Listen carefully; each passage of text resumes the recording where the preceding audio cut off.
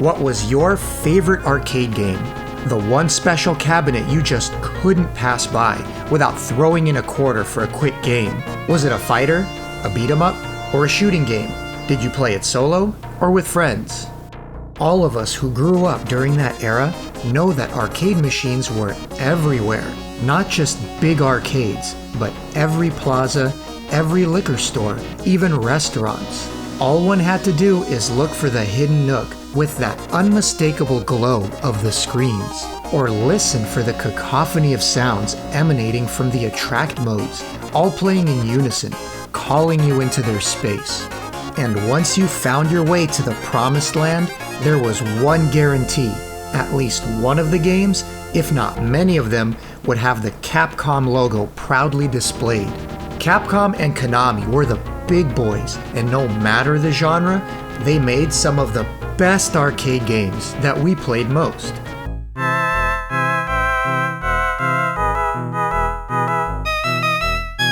We would eventually get ports to play and enjoy at home, and while some were revamped, turning out even better than the arcade, most of the time they paled in comparison to the superior hardware of the originals.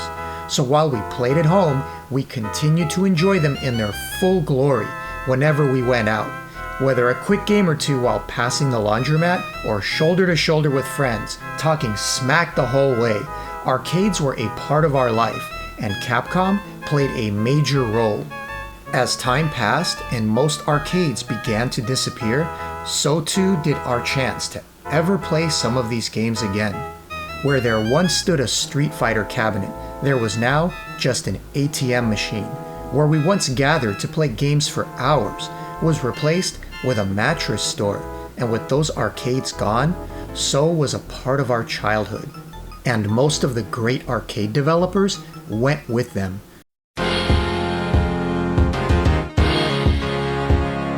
Luckily, Capcom is still around, and with Arcade Stadium going back to their roots, releasing over 30 of their classic arcade games that I either played and loved as a kid or never saw before in arcades and couldn't wait to get my hands on them.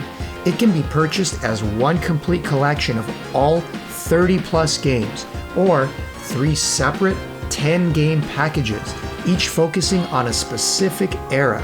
It includes a host of new features, making them easier than ever to enjoy, like difficulty selections, rewind and save states, and online leaderboards and challenge events to compete against others.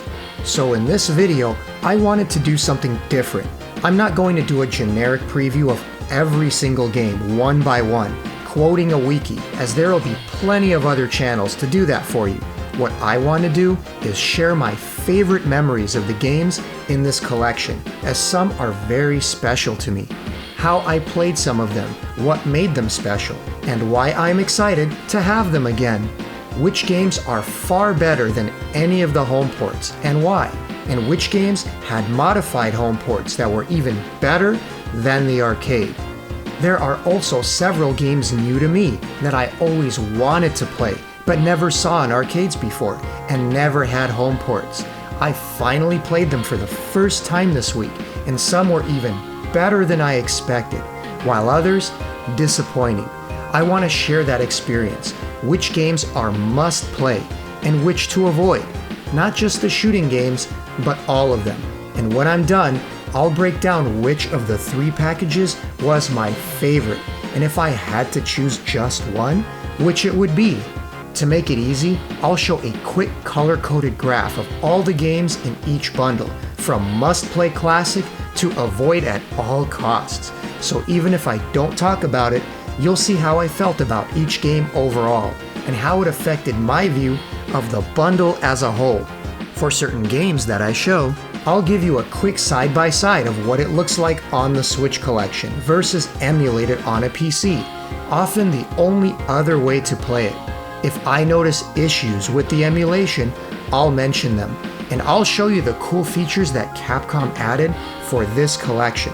Even more importantly, I'll show you how each game performs by using my LED modified Switch controller to lag test each one, so you have an idea of how fast, or not so fast, the emulation is. And keep in mind, these are simply my views and my nostalgia. And nostalgia is a potent beast. Very average and simple games were still what we played growing up, so they hold a special place in our memories. If you love a game for what it means to you, ignore what I think of it. It doesn't matter. All that matters is how you enjoy playing it again. But for games you haven't played and are curious about, those that don't hold a sway on your memories, maybe my views can help you to give you an idea of which bundle, if any, you may find interesting.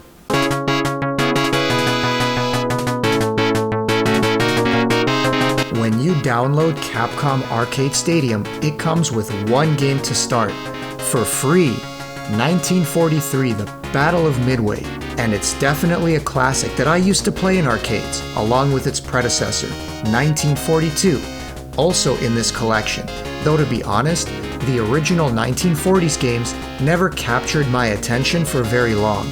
I always preferred more fantastical and creative games to the more realistic World War types, so it wasn't one that I played much. The gameplay is unique in that you get a life bar that not only decreases as you get hit, but also depletes slowly on its own over time, so it's almost like a fuel gauge. You grab power-ups during the stage that replenishes that life bar, while using bombs depletes it. Almost like using special moves in a final fight game. The gameplay is fun, although the stages are pretty repetitive, and the music is alright, but nothing to write home about.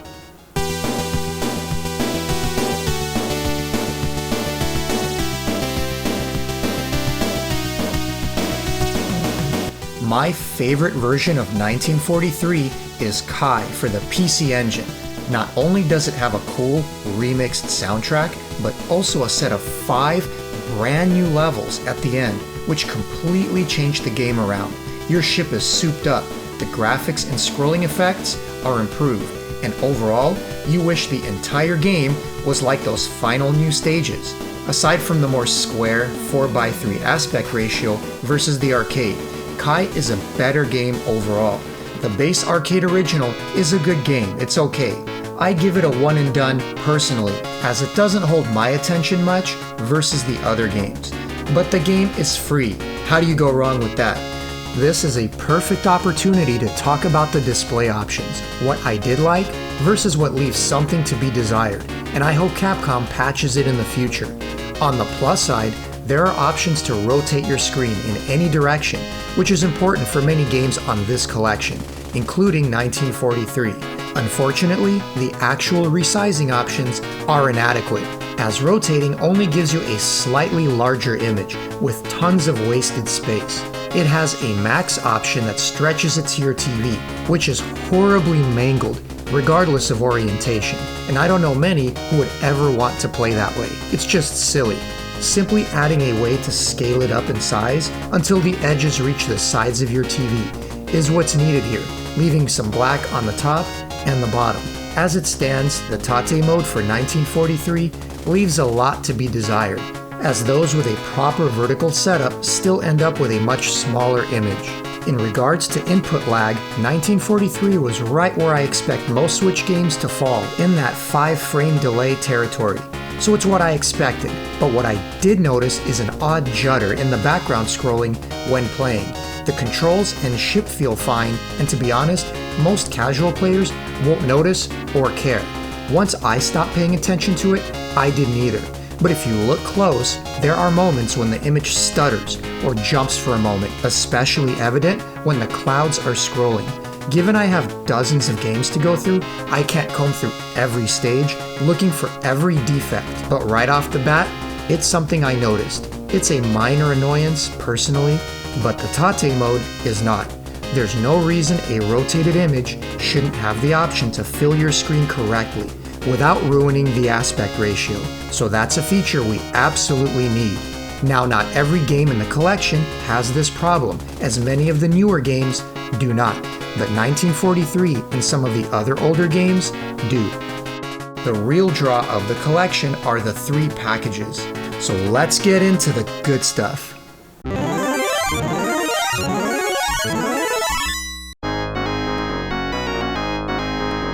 The first arcade pack spans from 1984 to 88 and contains some favorites of mine, and one in particular that I played in the arcade for a week straight before I ever did at home, Legendary Wings. Like I said before, I'm a sucker for fantasy in my games, so I was all over this one as a kid, and although it wasn't overly common in arcades, I got lucky.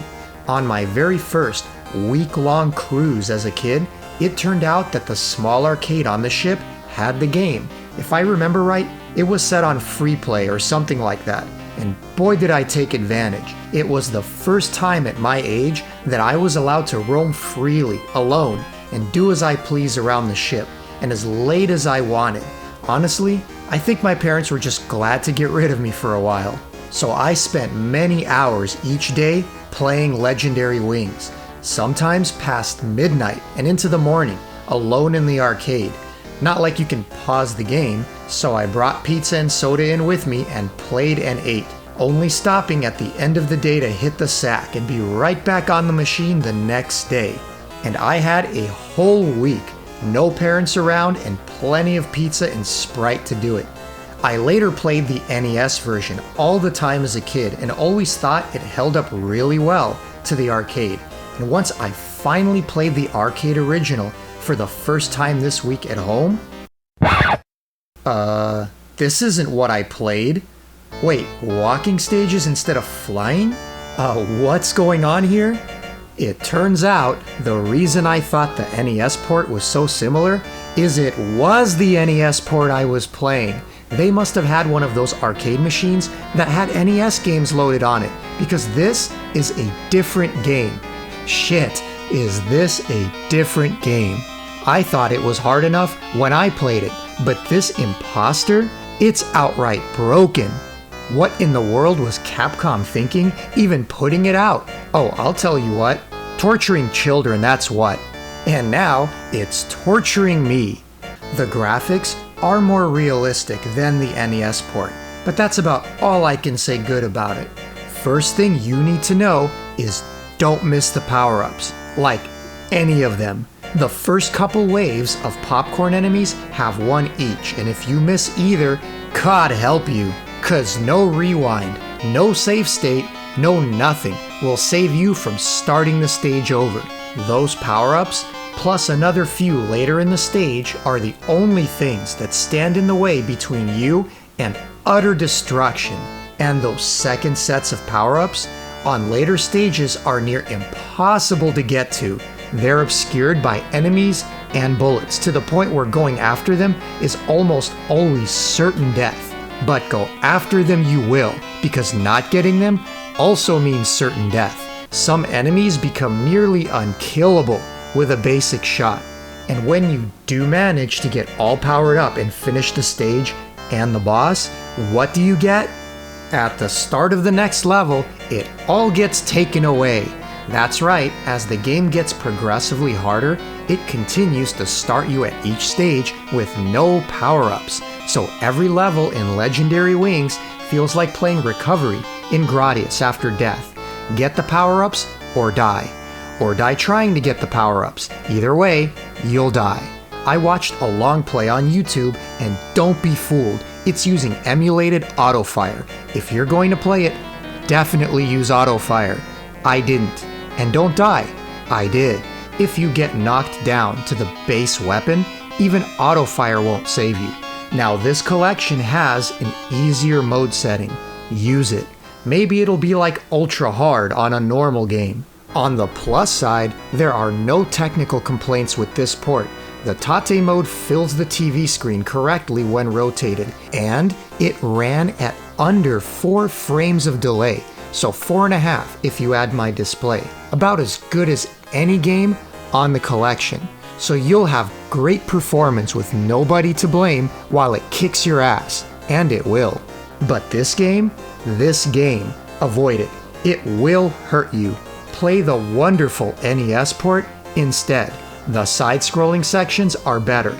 The graphics, backgrounds, and bosses are more creative. It's a pretty damn fun game. Turns out that's what I was playing all along. And I loved it. I started this section ready to talk about how cool a game it is, but that's the NES port. Legendary Wings Arcade is not that game. It's the harbinger of doom. Try it on easy, or avoid it completely. This game gets my most enthusiastic.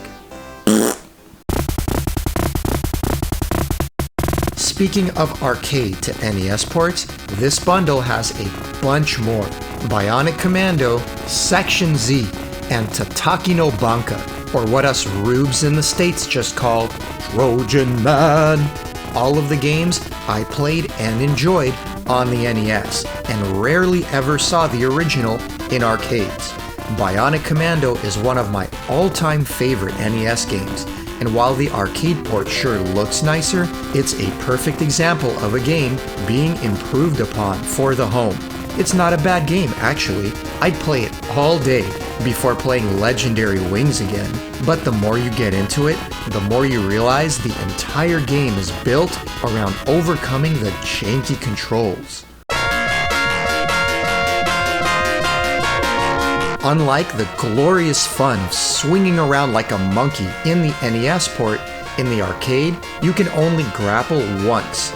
Once you swing, you can do nothing else until you hit the ground. Your shots are painfully slow, just 2 at a time, and you're often killed while pressing buttons trying to actually do something but can't. It's a memorizer where you learn the best path and slowly work your way through the stage. It can be fun, but not that fun, especially when all the enemies fly around like acrobats. You're pretty often stuck in a position of certain death without ways to avoid it. It was a great concept, but needed refinement, which is what Capcom did with the fantastic NES game, and it's miles ahead of the arcade controls with expanded mobility, where using the bionic arm makes you feel empowered instead of encumbered. It has great chiptunes, a longer campaign to play, and you get to make Hitler's head explode in the end. As an immigrant Jewish kid, seeing that for the first time blew my mind. Pun intended. So if I'm hankering for some Bionic Commando, the NES is where I'll be playing it. Bionic Commando Arcade is fun at first. It has its charms, and if you grew up playing it, I can totally see one coming back to it many times, for nostalgia's sake. It even has some cool music, a couple of which made it over to the NES port. But for me personally, it's a one and done, as I'd much rather play it on the NES. For fans of the arcade version, know that it performs well, running at just over 4 frames of delay, and playing it back-to-back with RetroArch, there wasn't much difference to note. But know that fast response doesn't equal responsive gameplay.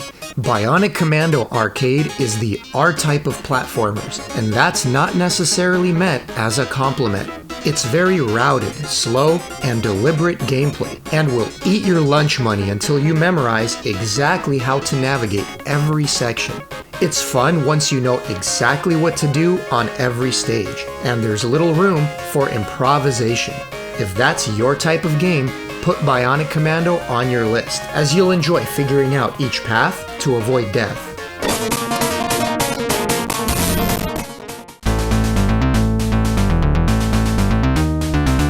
Another classic that also saw an excellent NES port was Section Z, and in this case, it holds up well as its very own game. Aside from the look of your character anyway, dude looks like he's popping a squat in the air. They should have given you some turd bombs to drop while you're at it. But really, no other smack talk here. Section Z Arcade is legit fun. While it may not have the exploration of the NES port, which feels a bit like Metroid mixed with a shooter, the arcade plays fast and controls are on point. It also gets quite difficult later on, mainly due to your ultra-thin shot, so accuracy becomes important, but it never feels like the game is cheating you. It's a simple game with simple graphics, executed well. It's fun to dodge around in space while changing direction, and I had a good time playing it. Section Z Arcade doesn't quite have the longevity of the NES port, and the music is nothing to write home about, but I recommend it as a fun, fast, and unique arcade shooter, especially for 1985. I give Section Z a good rating, and any fan of the NES game should check it out. It also performed phenomenally, averaging only 3 frames of delay, absolutely smoking, and felt great to play. The emulation also seemed on point, with the auto-fire working well enough to make the difficulty more manageable, and it feeling the same as playing on my PC. Section Z is a fast-paced, Twitch-type shooter, which is the kind I enjoy. If you're the same, it's one of the best options to play in this bundle. But as far as my top must-play games, this first package is about 3 of the 10. Wait, scratch that. Legendary Wings is broken. Play the NES port. It's mainly about 2 of the games. Forgotten Worlds and Ghouls and Ghosts. Sure, it's got some others like the early shooters, Vulgus and 1942, as well as Commando, the classic vertical run and gun. But the games on this set that I'll personally come back to the most are these 2. Although one of them comes with a caveat. Forgotten Worlds had a brilliant rotary dial, which you rotate left and right to spin the character. It was fun, it was original, and it worked. And I always felt that playing it at home, using buttons or triggers to rotate, felt awkward as hell. To compensate, the home ports rebalanced the difficulty and the enemies to give you time to react. But playing this arcade original on a standard controller, not meant for one, quickly became impossible. Heck, now I know why I never got past the first few levels in the arcade either. Because on the default difficulty, this game is balls hard. Much like Legendary Wings, only even more so here, your massive hitbox makes it impossible to avoid the onslaught of fast enemies and bullets. The only way to keep up is memorizing every incoming wave and already be firing in the right direction as they appear. In Forgotten Worlds, you upgrade throughout the game with the Zenny you pick up. It's like money, only more Zen. And if you can't continue to upgrade your weapon and options on almost every stage by playing well and using your earned Zenny, the late game becomes unpassable with a base shot that just can't kill anything. You either have the powerful laser by now, or you're toast. I also had to turn the rotation speed up to its max setting, just to keep up using the shoulder buttons on my fighting commander. Forgotten Worlds is a beautifully crafted and excellent game, so my caveat and what I recommend is turn down the default difficulty to at least 2 instead of 3 or 4 in the game settings. Although there are select few people who can 1cc the arcade game, they must have invested hundreds of hours, minimum, to do it. It just wasn't designed to be completed without some credit feeding by anyone but a legend. Otherwise, it's a beautiful but nearly unplayable assault in the second half.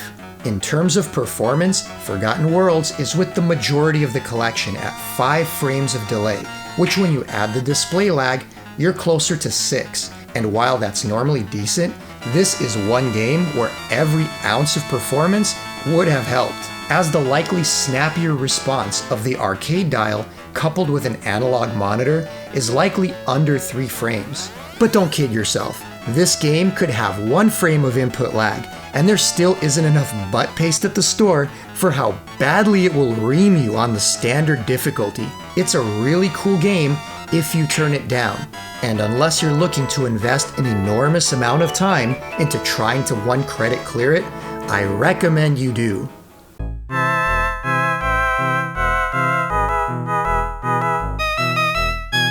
And that leaves just 1 game to rule them all.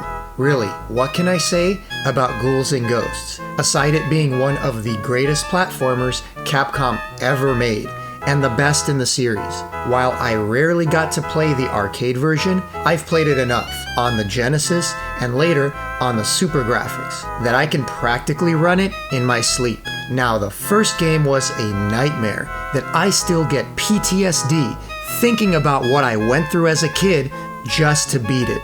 But the sequel was nearly flawless. Much more reasonable difficulty, beautiful design, and great music. Tight gameplay, and just an all-around legendary game. Most Sega fans would list it in their top 5 favorite games on the system. Despite being an excellent port, it was an early one, so the arcade original still reigns supreme over both the Sega and NEC ports in that regard. Performance-wise, it was middle of the pack at 5 frames, and I sure didn't think anything of it, picking it up like I normally do and running through it, despite the arcade being harder than the Genesis port, and more on par with the Super graphics. Of course, I grew up mainly playing it on Genesis, so I'm no expert on the actual arcade, but I've played it emulated enough, and picked up the Stadium version as if nothing had changed. Most of you likely already have it in one way or another, so for many, it may not be something to make the bundle worth buying. But if you don't have the game or a way of playing it, really, what's wrong with you? The game is amazing, a must-play classic. Nuff said. So for the first bundle, you've got a broken legendary wings for anyone but the masochists. Some games that are cool to play a couple times, but many eclipsed by their NES ports. A really cool shooter in Forgotten Worlds, and the best game in the Ghosts and Goblins franchise. If I had to choose just one bundle to own, it probably wouldn't be the first one. But as I said at the beginning, many of these games, especially this earliest era, is about nostalgia more than anything. It's about what you grew up with and want to play again. As long as the emulation is good enough and the game performs well, you already know which games you want to play. As you can see, most of these games are good, and this reflects my personal opinions on which games I'm attracted to most, or in some cases, much prefer the home ports.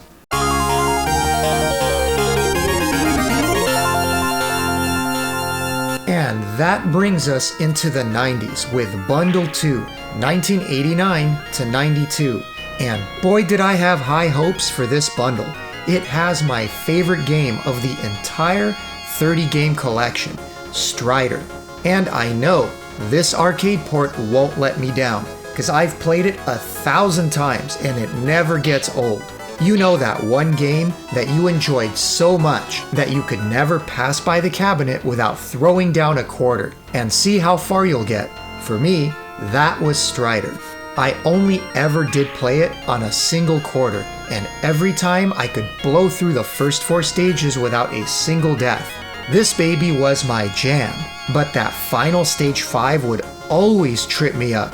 Now that didn't stop me from playing it any chance I got. It had the most incredible stage designs that made me dream of creating my own game someday. So much creativity baked into every nook and cranny of the game.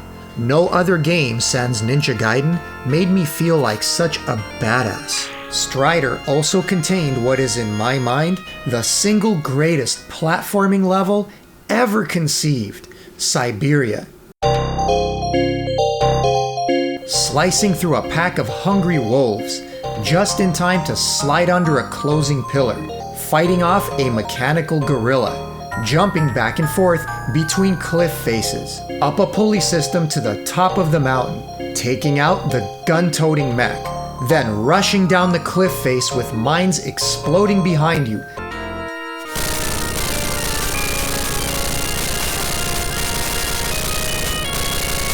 leaping at the last moment onto the other side. Scaling the ramps while lightning blasts illuminate the darkened sky. Reaching the top and grappling onto copter platforms, slowly jumping from one to another while avoiding bombs that rain down from above. To finally reach the flying ship, working your way past the giant propellers, arriving at the bridge, and finishing off the deadly Chinese dancer's guardian.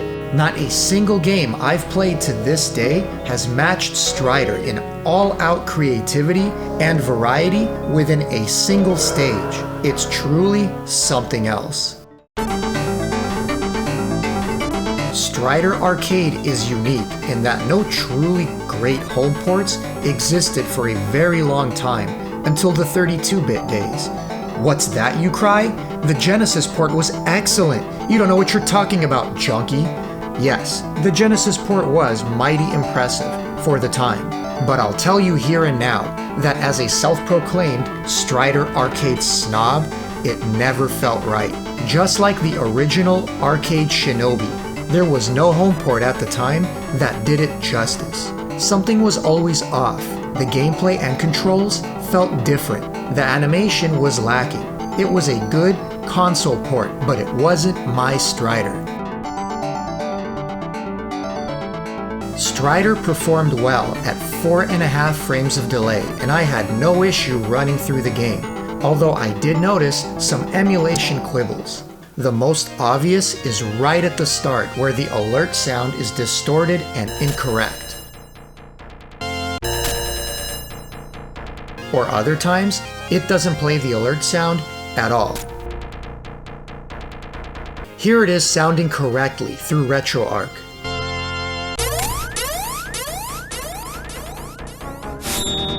This is an old emulation bug that was fixed in later releases, so I'd like to see it patched here, as it's an important part of the intro that sets up the stage. But quibbles aside, I'll play the actual Strider arcade almost any way I can take it, and it's a must-play in every sense. If you haven't yet tried the arcade original, check it out and see what you've been missing. This game is a must-play classic, and if you only ever played it on console before, you owe it to yourself to try the original. It's simply magic.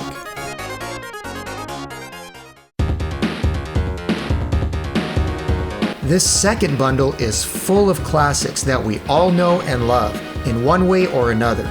The original Street Fighter II is here, along with Final Fight and Capcom Commando, two classic beat-em-ups. And if by this point you haven't played any of the three, go ahead and just leave your gamer cred on the counter, and we'll see you out.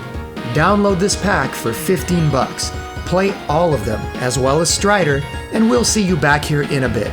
For the rest of us, what I want to focus on are the other really cool games in this bundle that you may not know about. Games that don't have many home ports and are rare. And some of them I played for the first time myself this week and loved. And for me, what makes this second bundle a special one. For starters, there are 3 shooting games in this pack: Varth, 1941 Counterattack, and Carrier Airwing, along with a classic platformer, Chiky Boys, and overhead run and gun sequel to Commando, MERCS, both of which everyone should play at least once. So of course, let's start with the shooters. Varth. Not in here, mister. This is a Mercedes. Not barf, Varth. That's Varth with a V. It's a shmup, and it's good. Really good. It's also really hard, and it's also really long. Yet I loved every minute of it, or should I say half of it. Did I mention this game is long? Like 30 stages long, and I made it about halfway before I had to move on. But man, what a ride! With 30 stages, you'd think the levels would be boring and repetitive. But nope, each one is a 2 to 3 minute bite-sized tour de force with manic action and tons of variety. You get to choose between 2 satellite types: Smart, that rotate automatically to block shots, or Fixed in front. Varth also takes a page out of the Raiden playbook, having off-screen enemies point blank you from the sides and behind. Nowhere is safe, which is why they offer the Smart auto-blocking satellites. Of course, I foolishly had to choose the pods fixed in front, which made things extra tough, as using the Smart option allows them to rotate and block incoming shots from the side and the rear. Not every stage has a boss, but some of the stages are a boss, and they're no joke. I must have unloaded several bombs on this nearly undodgeable bastard before he finally went down, and you best be ready to use them a lot. Bombs are handed out generously and after stages, so you don't want to hoard them. Varth also has some fun Capcom nods to their other games, like a flying Ryu that does a sound effect as you shoot it and throws out power-ups. I could do a whole review on this game with how cool it was, but then this video will be 2 hours, and it takes a full hour at least just to beat the game's 30 levels, once you're good. So I'll cut it here. The point was to whet your appetite. Maybe once I've played it completely through, it'll show up again in a future video. For now, Varth gets my wholehearted recommendation as one of Capcom's coolest STGs, and after my short time with it, easily earned a spot as a must-play. Varth performed well at just under 5 frames of delay, and I had no issue with any of the controls or gameplay. Clearly, I have no experience with the arcade cabinet, so I couldn't tell you if the emulation has issues. I did notice that the emulation in RetroArch actually did have some issues using Final Burn, as occasionally the screen would flash an odd color when using bombs, and the Switch port does the same, so it's either how the arcade was, or the emulation is off on every version. What I did notice is the auto fire felt a bit odd, and shot slower than using the regular shot. In fact, simply holding down the normal shot button will already auto fire for a set length of time before having to press it again, so there's no need to button mash. And as far as display, Varth properly fits the screen in Tate mode. So for someone that's never played it before, this Switch port was a great way to play it. The music is driving and aggressive. The bombs are meant to be plentiful and actually recharge on their own. And there are a ton of levels of which I only explored half. You may not have heard of Varth. I hadn't. Try it. You won't regret it. Power up.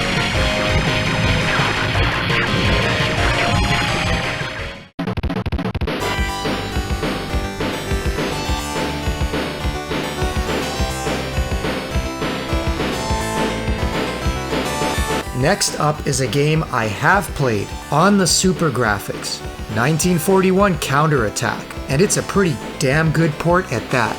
It was later released on the Capcom Classics Collection. This is the game where the series got interesting, advancing beyond the repetitive stages, bringing in some serious bosses, and an overall interesting vibe. The action in 1941 is more frantic, with lots of enemies spinning in from the rear. If you never got into the original 1942 or 43 like me, this is the one to jump into, as it's quite a leap from those games in every way.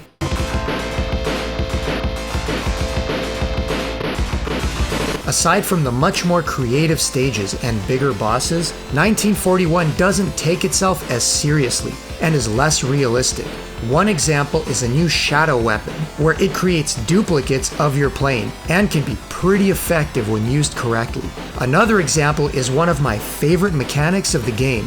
You can run into walls and it makes you spin like a top out of control. You can actually use that in many of the tight areas to fire in all directions and take out enemies where you otherwise couldn't. And it's a bit of manic silliness that makes 1941 unique. This game also introduced the charge shot, which became a regular of the series going forward.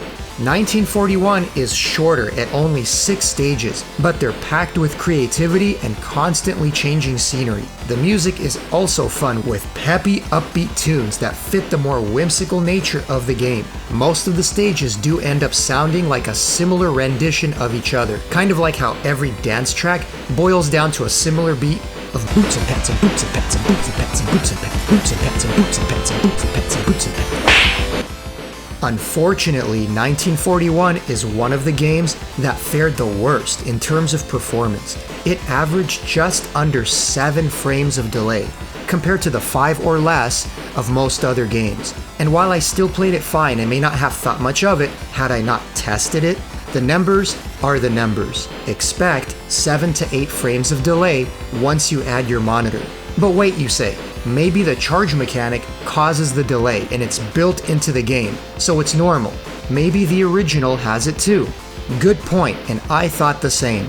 Luckily, I just happened to have a Super Graphics and a copy of 1941, and I tested it directly on my CRT. And on the Super Graphics, the shot responds an average of 42 milliseconds, or only 2.5 frames. So that theory is toast. It's not the game, it's the emulation. On the plus side, 1941 does properly fit the screen in Tate mode, and I enjoy playing it without issue, as I normally do with mini consoles and most games that range in 7 to 8 frames of delay. But now you've got the numbers, and decide for yourself. That's why we test. If you ask me, I'll gladly play this on my Switch in the future instead of always having to break out the super graphics. It's a game I still play on and off over the years, and for me, firmly sits in the good category for this list. 1941 always has been and still is one of my top 2 favorite games in the series.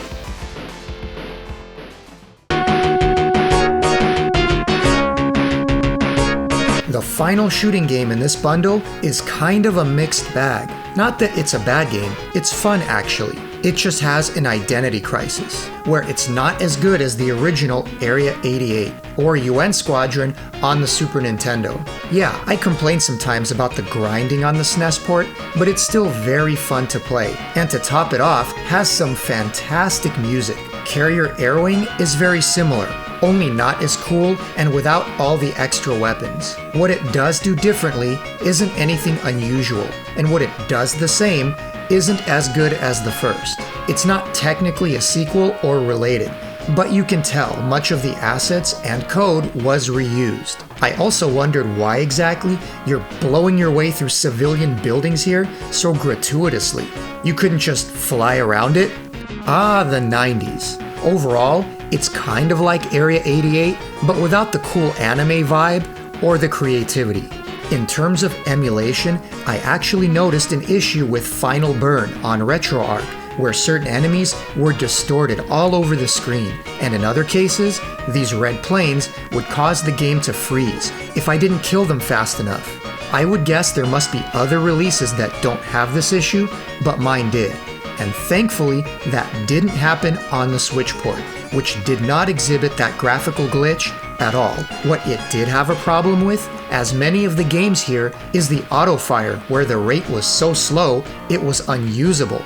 I'd expect Capcom to get that fixed, since it seems to affect quite a few games. In terms of delay, Carrier Airwing was middle of the pack, with most of the other games at 5.5 frames, and felt fine to play.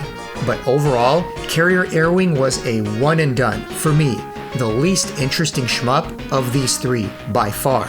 If you've played UN Squadron, you've played this one, only the original is the better game. On the plus side, Sean Connery does make an appearance in between stages. Your best. Losers always whine about their best. Winners go home and... So if you want to read the lines while doing your best impersonation, like my friend Shmups BR likes to do, there's that. Carla was the prom queen. Really? So with the shmups covered, there's actually 2 more games on this collection that are excellent and I enjoy quite a bit. A vertical run and gun and a platformer, both of which make this bundle the most varied and complete of the 3. The first, an old nostalgic favorite, MERCS. I say that because I rarely came across an arcade that didn't have the cabinet. It was ubiquitous. A sequel to the older Commando, MERCS was like the Raiden of running guns. It had great visuals, cool music, you could find it everywhere, and you looked like Arnold with a big-ass gun, bringing pain upon the enemy. In fact, this game definitely should have been called Commando, as it fits the description to a T. Movie licenses notwithstanding, MERCS had the goods. It's not a deep game by any means. It was simply badass. Every preteen boy worth his salt found every stylistic aspect of the game sick. The way the flamethrower burns every body it touches. Sick. Jumping into a giant tank and mowing down everything in your path. Sick. The way you pop back when unleashing a Mega Crush bomb, straight Dutch style out of Predator. Sick! Sick! Sick! Yes, MERCS is sick, and it does devastation like a pro. It'll also eat your lunch after the first couple stages, where your life bar becomes all but meaningless against some of the one-hit kill enemies and bosses. But hey, you can keep pumping in quarters until you're through it, just as Capcom intended. Although I feel sorry for the poor schmo that takes on that challenge. You get a life bar, but only one life, so just one screw up, and there it goes. For most of us, MERCS is just brainless fun done right. MERCS ran similar to Carrier Airwing at just over 5.5 frames of delay, and for this style of game, it was more than adequate. And I'm happy to report that the auto fire seemed to work perfect here, so you can avoid any button mashing or rhythmic tapping. It also ran properly in Tate mode, filling the screen. It won't keep your attention for long, but it's regularly replayable. Jump in with a friend or two and blow shit up. MERCS is a great example of an early arcade run and gun done right.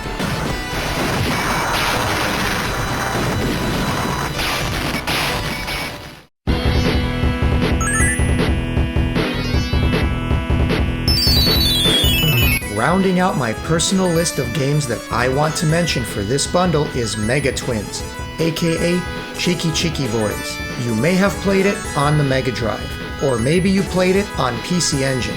Either way, it's an incredibly fun hack-and-slash platformer that's also great with a friend. The graphics are colorful, the music is excellent, and the arcade version is quite difficult if you plan to get good without using a ton of credits. In addition to two-player platforming, you get some RPG-light elements, like selecting your initial stages, and a basic magic system that varies based on your character. I'll keep this one short, but the game is good and highly recommended for fans of this type, so I wanted to mention it.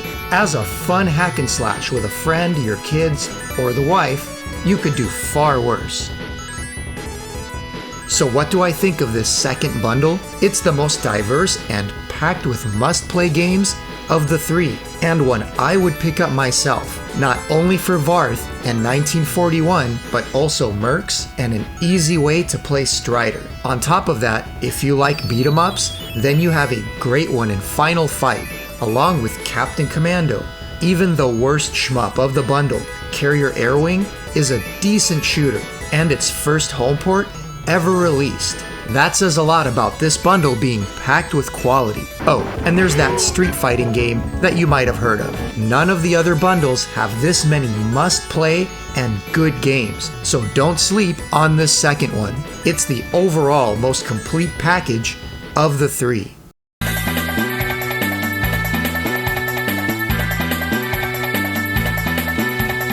The third and final bundle is what I call the Shmup bundle. Although it has other good games and genres on there, it's the main reason I'm excited for it, as likely are most of my viewers and what you've been waiting for. As the most modern bundle covering the widest time period of 92 to 2001, it includes the most previously unreleased shmups of the entire collection.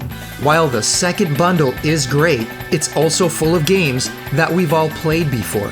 But this bundle contains not one or two, but three shmups that many of us have never played before. And that's because they've never had a home port until now. So I was excited to finally try them all.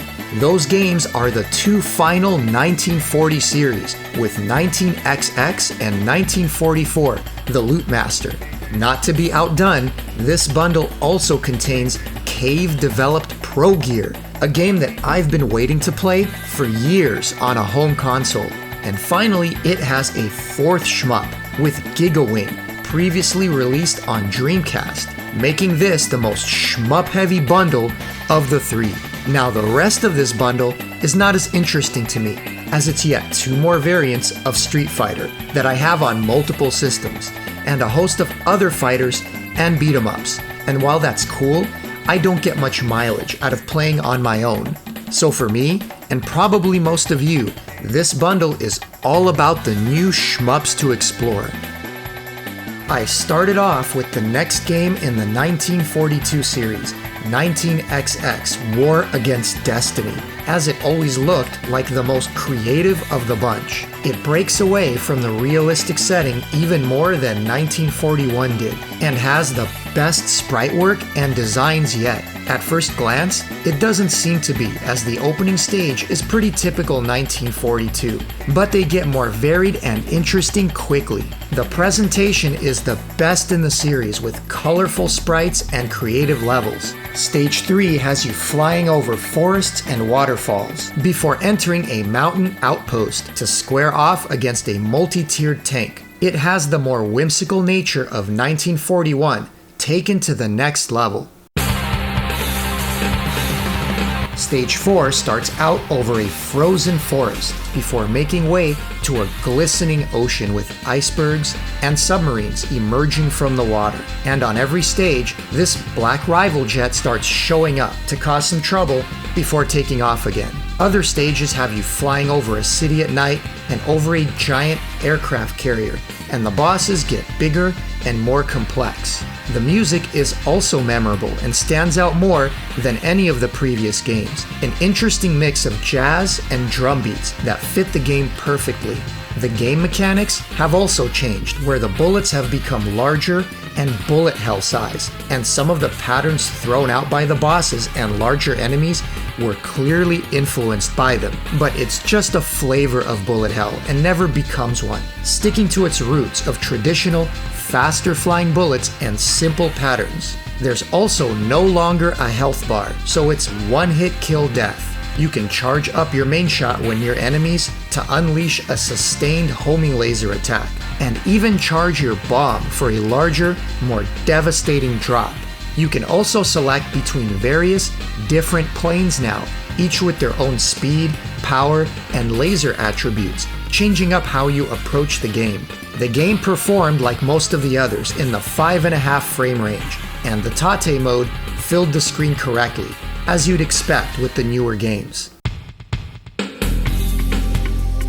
19XX has a lot of depth and replay value, and turned out to be my favorite yet. If you're at all interested in the 1940s games, 19XX is right up there with 1941 as a game I'll be playing again many times. Before playing this, 1941 was my favorite of the series, and now this one is right up there with it. It ticks all the boxes and brings the series into the modern age with everything you'd expect from a vertical shooter. It's a shame that arguably the best game of the series is only now seeing a port for the first time since its release. So if you were looking forward to new shmups to sink your teeth into on this bundle, you should be excited, as it started out with a bang. 19XX is fantastic.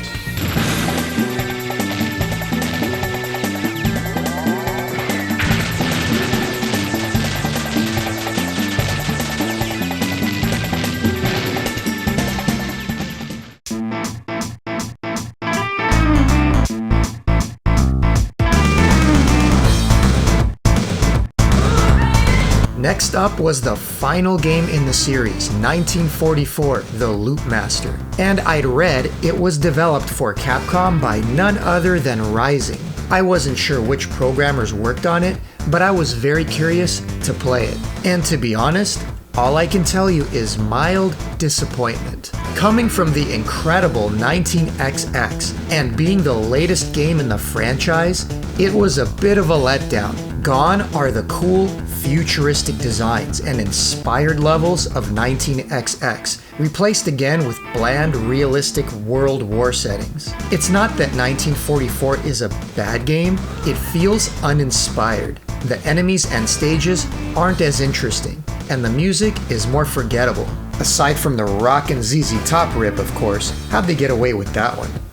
Another unusual aspect of 1944 is the horizontal aspect ratio, even though it's a vertical shmup, which I don't necessarily have a problem with. It's just a rare bird to see a vertical shmup in a horizontal format in the arcade. It would have made for an easier console port if it ever received one. It's also back to being a long game with 15 stages, and they're all unique, but given how slow they scroll and less interesting they are, it's a step back from the previous games there too. If Rising made this for Capcom, it feels like they just phoned it in. Maybe they were getting paid on cup of noodles and cheap booze, as while technically competent, the entire experience was pretty forgettable, up until the last boss that is, which suddenly had a great design and was a lot of fun, if only the rest of the game was half as inspired. Performance-wise, it ran at just under 6 frames, not nearly the best of the bunch, but not the worst either. If you ask me, the response is the least of its problems. This one just wasn't fun, and gets an unfortunate one and done from me. 19XX and 2 other shooters on this bundle are much more interesting and worth your time. And boy are they, as now we come to Progear, made by Cave for Capcom, and I've been salivating to play this game properly for years. And you know what? I hate it! No, not because it sucks, but because it's spectacular. I hate it because it ended way too soon. After 5 stages of some of the most creative designs I've ever seen in a game, I wanted more. Much more. It can't be over. Say it ain't so. You know me, there are some bullet hell games I really do like, and many that I don't. But Progear is my kind of bullet hell. Anyone can jump into this game, and with just a bit of practice and adept dodging skills, make their way through the first 3 stages without feeling overwhelmed. Everything about Progear is fun. Everything about it is authentic and beautiful, from the art design to the cutscenes. It's steampunk done right, woven into one of the most fun games I'd played in a while. Now that I'm done with it, I have to move on to the rest of the games. Except I don't want to. I just want to play Progear again. It plays very much like a horizontal cave game, which it is. Holding down fire slows down your ship for precise dodging, while turning your shots into a homing weapon. So no need to aim, just focus on dodging. I love how Progear doesn't overwhelm the screen with medals and score bonuses. The beautiful designs are front and center. The color of the bullets contrast perfectly with the background, and not once did I die from a bullet I couldn't see. The only negative I can levy against it is the music didn't feel like anything too special. It wasn't great or bad, but just kind of there. And normally, that's a killer for me. But Progear was so much fun, it transcended its weakness. All it took is one playthrough to fall in love with it, and I've only played it with one character so far, and one shot type. So there's more to explore, along with a true last boss that maybe I'll see someday. But probably not. The first loop was hard enough, and I heard in the second loop, it throws you back to a checkpoint when you die. In a cave game? No thanks. Thankfully, it also performed well, running at 4.5 frames of delay, one of the better games on this collection. Excellent. So there's no excuse for sucking here, besides yourself.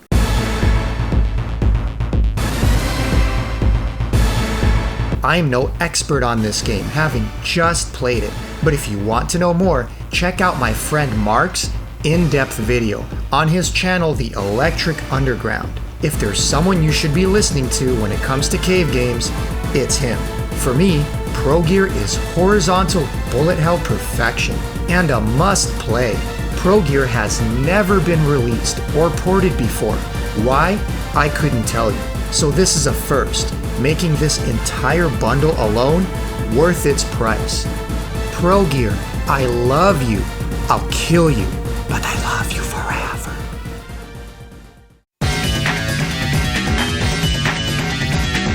And with that, we hit the final shooter in this bundle, a game I know well, yet have not played for a very long time.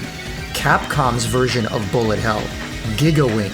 What makes the gameplay unique is what happens when you hold down the fire button.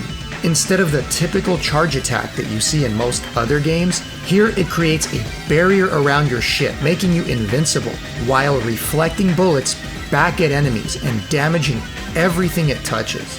So in a way, it's kind of a mini-bomb in of itself. Only here, you get to use it all you want, only limited by the short recharge time. And you'll easily have used it 100 times by the time you've cleared the game. The reason this mechanic exists is that Giga Wing can get giga nuts.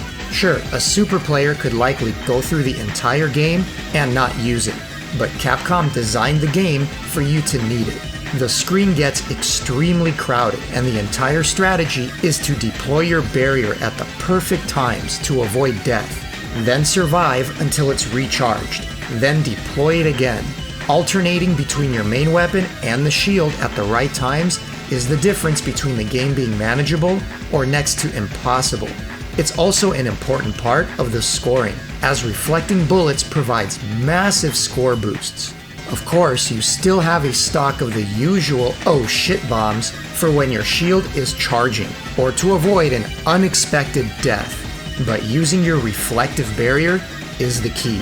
And using it is a ton of fun. Normally, getting stuck in a corner or messing up dodging a pattern means certain death, or wasting a bomb. But here, there's always a ray of hope that your shield will recharge right at the last moment, with just enough time to deploy it and plow your way back through the bullet hell, shooting it all back and annihilating the enemy. It's a constant back and forth of avoiding the bullets with just enough time to unleash it when things get out of control, and surviving to do it again. Everything else about Giga Wing is pretty great too. Creative and inspired stages with a futuristic and fantastical twist, from a lava-filled enemy base to steampunk floating islands that make way to an ancient ruin where you enter an Egyptian stronghold. The bosses become mechanical beasts overtaken by an ancient medallion. One thing that's not great about Giga Wing was that input delay. Numerically, it was without a doubt the worst performing of the collection at over 7 frames of delay. No matter how I tested or verified it, that's where it was regardless of input. Interestingly enough, the Dreamcast game suffers from the same issue and has delay in the 6 to 7 frame range. I was still able to play the game okay, but it's important to note, if you have no other way to play Giga Wing though, don't let it sway you, as it's one of the best shmups of the collection. If you've never owned a Dreamcast and you've never played Giga Wing, this is your chance. It's right up there with 19XX as another must-play shmup not to miss out on. For me, this final bundle is another must-buy, as it has 3 fantastic shooting games included, 2 of which were either never released before or on any other collection, or in the case of Giga Wing, only on Dreamcast. The only dud is 1944, but with these other 3 great games, it can be forgiven. And who knows, you may enjoy 1944 more than I did, as it's not a bad game either, but had some stiff competition from these other heavyweights. Clearly, both Street Fighter Turbo and Hyper Fighting are must-play classics as well, except we've likely all played them a million ways. And while not my cup of tea, there are other highly regarded beat-em-ups, including Battle Circuit and Powered Gear, along with Cyberbots, a really cool fighter. I know I'm in the minority here, as most shmup players also enjoy fighting games a lot, and a good beat-em-up. If that's you, this 3rd bundle is right up your alley. For me personally, it's a really tough call between Bundle 2 and 3. I clearly went in expecting it to be 3, as did many. It had a bunch of shooters I'd never played before and wanted to badly. And you can bet I've bought it, as even though I already have Giga Wing, it's still worth it for me for Progear and 19XX alone. And if I was choosing a bundle on just shooters, number 3 would get the nod. But if I had to choose just one bundle overall as the best, I would personally go with Bundle 2. For starters, it has the most variety. You get 2 great shooters with 1941 and Varth. You have 2 classic beat-em-ups with Final Fight and Capcom Commando. You have a really fun hack-and-slash platformer with Chiki Boys, and a badass run-and-gun with MERCS. It has the original Street Fighter II, and to top it off, my all-time favorite arcade platformer that will never get old, Strider. That's one hell of a lineup that not even Progear and Giga Wing can take down. So while Bundle 3 is the best shmup bundle, and one most of us will want no matter what, taken as a complete package, Bundle 2 is the most diverse and complete. So now that I've gone through most of the collection, for anyone still with me, I want to end this with my thoughts and whether the collection is worth the price. What aspects are excellent and what leaves something to be desired. And in my mind, that will really depend on if you fall into the majority of the gaming audience, like I do, or into the hardcore crowd that intends to play the games for serious score, or are a stickler for flawless emulation. If you fall into that second group, you'll find omissions and emulation bugs that annoy you at every turn. Many of the scrolling shooters, not just 1943, have an occasional stutter that once you notice will keep calling attention to itself. The sound emulation is redone specifically for this release, as the MAME implementation doesn't yet allow for commercial licensing, so you'll notice some of the music and sound effects aren't always reproduced perfectly. If you're a fighting game and beat-em-up fan, this collection lacks online multiplayer, which their own beat-em-up bundle and Street Fighter collection already had, and I'd honestly expect to see added here in the future. I also verified some minor censorship on the E-Honda stage of Street Fighter, and there could be more, that I read about on the forums. The various video filters and cabinet views, while cool, range from alright to completely unnecessary, and I played with them off myself. And while you can rotate the screen, the options for properly adjusting the image are nowhere to be found, with the max option being useless as it distorts the image.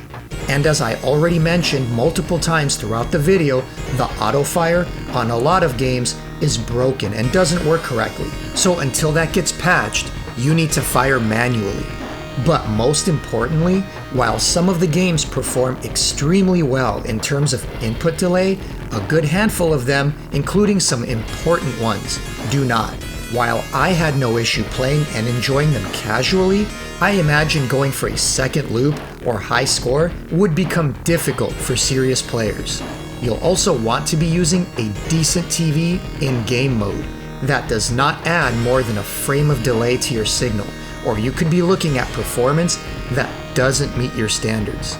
And that's just a small sampling of a much longer list I had put together of everything I had found that could use improvement. So for that group, they'll find plenty to nitpick and complain about, and it would be deserved, as we've been spoiled by the likes of M2 providing us nearly flawless emulation. Using M2 as a measuring stick, the technical execution of this collection falls short. But then again, who doesn't? So if you're one of those bozos that complains about all the inaccuracies in a collection like this, but also complains when M2 charges a proper price of $50 or more for their incredible work on ports and emulation, I don't want to hear it. Take your champagne taste on a beer budget and yammer somewhere else. Quality takes time and resources. And I do know that the majority of people who are picky about things like this are first in line when M2 does release something because they appreciate the quality of the work and are willing to pay a price premium for it. But if you're like me and plan to play and enjoy these games casually, there's nothing in my list of gripes that should change your mind.